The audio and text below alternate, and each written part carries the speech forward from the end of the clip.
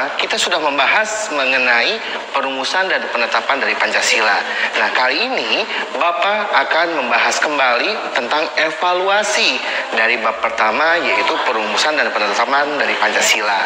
Nah, yang harus kita ketahui bahwa perumusan Pancasila itu tidak dari cara yang pendek. Perumusan Pancasila itu membutuhkan beberapa proses dalam terbentuknya. Diawali dari dibentuknya BPUPKI. BPUPKI ini adalah organisasi yang mana dibuat oleh warga negara Indonesia dengan kerjasama dari warga negara Jepang, sehingga BPUPKI ini memiliki nama dari Jepang, nama aslinya Dokuritsu Junicho Sakai, sementara dari Indonesia BPUPKI singkatannya dari Badan Penyelidik Usaha-Usaha Persiapan Kemerdekaan Indonesia. BPUPKI ini diketuai oleh Dr. Rajiman Widyodiningrat. Sementara untuk wakilnya ada dua. Yang pertama dari Jepang Ichibangashi Yoshio, dan yang kedua dari Indonesia LPS Suroso. BPUPKI sendiri melakukan 2 kali sidang. Yang pertama dilakukan pada tanggal 29 Mei sampai 1 Juni. Dan yang kedua di tanggal 10 Juli sampai 17 Juli 1945. Pada sidang pertama, di sidang BPUPKI ini membahas mengenai perumusan dari dasar negara yang kita ketahui sekarang namanya adalah Pancasila. Ada 3 tokoh pendiri negara ataupun para perumus dari dasar negara ini.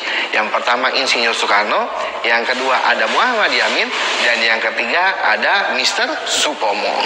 Dari usulan-usulan para perumus dasar negara, Panitia 9 yang diketuai oleh Insinyur Soekarno menghasilkan yang namanya Piagam Jakarta. Nah, Piagam Jakarta ini sebenarnya dasar sila-silanya itu hampir sama dengan Pancasila. Yang membedakan hanya di sila pertama saja, yang mana bunyinya itu adalah ketuhanan dengan berkewajiban menjalankan syariat agama Islam bagi para pemeluk-pemeluknya. Dan pada sidang kedua itu akan dibahas selanjutnya, nanti dilanjutkan di bab 3 mengenai rumusan dari rancangan undang-undang dasar serta alat kelengkapan negara. Baiklah anak-anak, demikian tadi penjelasan mengenai evaluasi di bab pertama mengenai perumusan dan penetapan Pancasila sebagai dasar negara. Sementara nanti akan selanjutnya dibahas mengenai evaluasi bab 2 mengenai norma oleh Ibu Risa. Kepada Ibu Risa kami persilahkan. Terima kasih.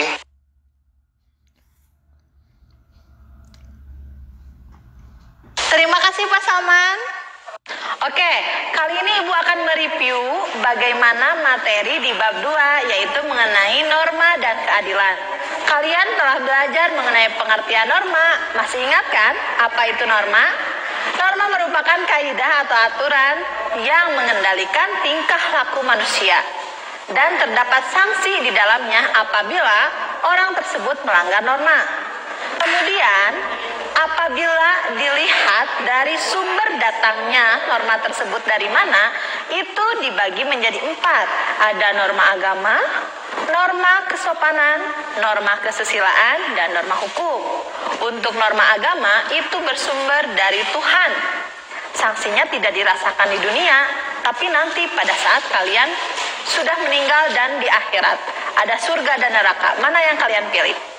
Kemudian yang kedua, norma kesopanan. Norma kesopanan, aturan yang berasal dari kehidupan di masyarakat. Di mana kalian tinggal, maka aturan itu yang harus kalian taati. Sanksinya bisa berupa teguran atau cemoohan, bahkan kalian bisa langsung dijauhi oleh lingkungan masyarakat apabila kalian tidak mengikuti norma yang ada. Yang ketiga yaitu norma kesusilaan yang bersumber dari hati nurani manusia.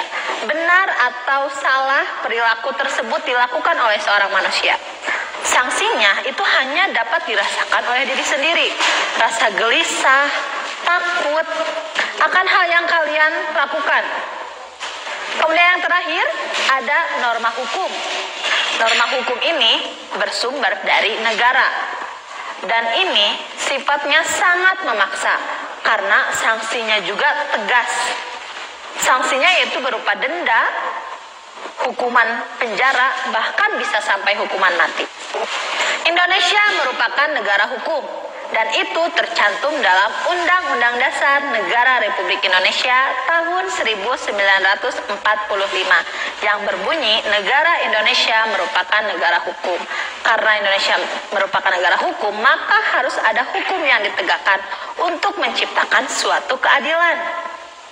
Masih ingat kan apa itu keadilan? Keadilan berasal dari kata adil yang artinya itu tidak berat sebelah dan berimbang, menempatkan sesuatu pada tempatnya. Hukum itu berlaku dimanapun. Bahkan ada ahli hukum dari Romawi yang bernama Cicero menyebutkan, ubi societas idiius, artinya di mana ada masyarakat, di situ ada hukum, meskipun hanya ada 2 orang. Nah, kalian jangan lupa ya, implementasikan perilaku-perilaku sesuai norma di kehidupan kalian. Mungkin itu saja dari Ibu. Selanjutnya ada evaluasi materi untuk bab 3 oleh Ibu Dinar.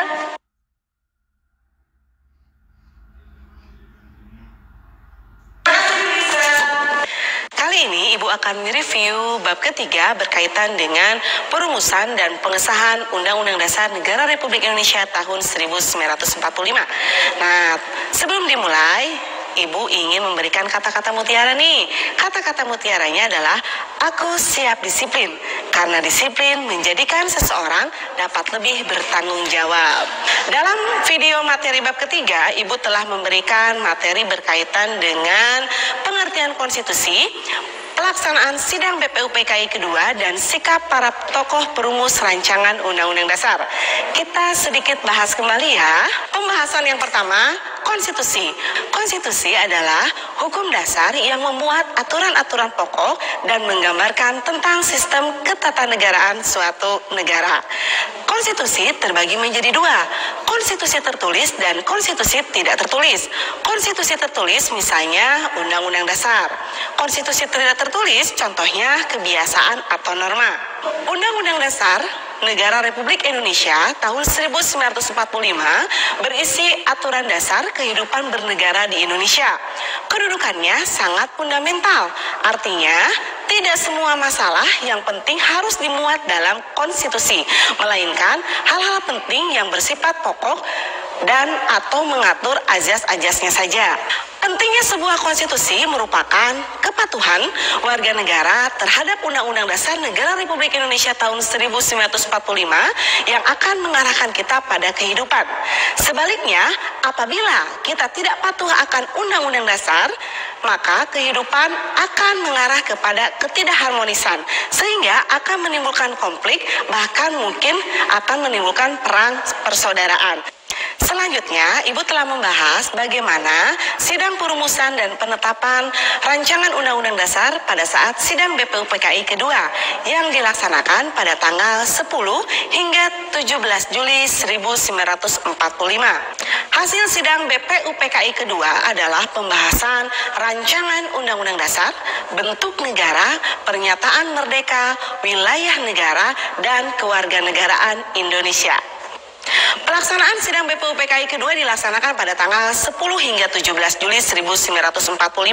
Ada hal-hal pokok yang harus kalian ketahui. Yang pertama, sidang BPUPKI kedua ini dilaksanakan oleh beberapa panitia. Salah satunya adalah pembentukan panitia perancang Undang-Undang Dasar yang beranggotakan 19 anggota yang diketuai oleh Insinyur Soekarno.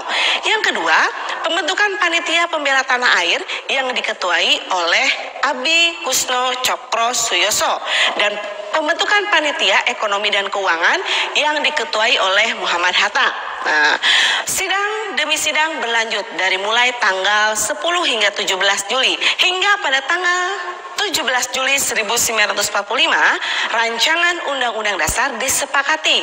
Maka tugas BPUPKI telah selesai dan ditutup. Sidang BPUPKI kedua telah dilaksanakan. Selanjutnya, pelaksanaan sidang PPKI pertama pada tanggal 18 Agustus 1945 mengesahkan Undang-Undang Dasar sehingga konstitusi pertama Indonesia pada tanggal 18 Agustus 1945 memiliki pembukaan, batang tubuh dan penjelasan.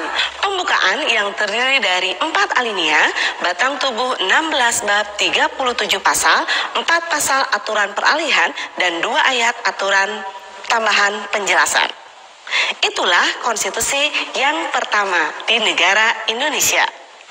Bagaimana peran tokoh perumus Undang-Undang Dasar Negara Republik Indonesia tahun 1945?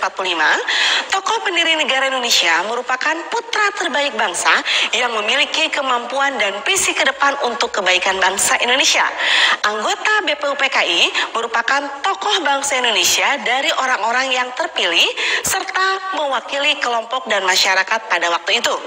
Sikap dan komitmen apa yang bisa kita teladani adalah sikap pertama, sikap religius, musyawarah, toleransi, rela berkorban, nasionalisme dan patriotisme, serta sikap tanggung jawab.